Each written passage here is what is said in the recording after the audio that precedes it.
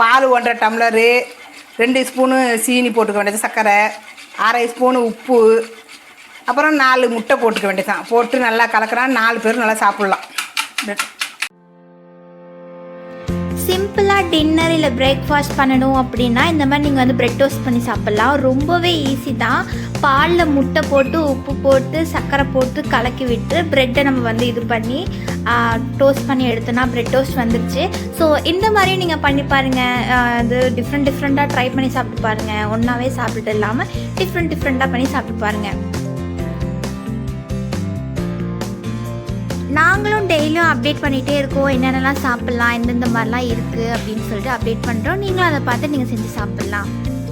இன்னும் நிறையா வீடியோஸ் நாங்கள் மேலே அப்டேட் பண்ணுறோம். பட் இன்னும் நீங்கள் எங்கள் சேனலில் போய் பார்க்காதவங்க மறக்காமல் எல்லாத்தையும் போய் பாருங்கள். நிறையா வீடியோஸ் க்ரியேட்டிவாக போட்டிருப்போம்.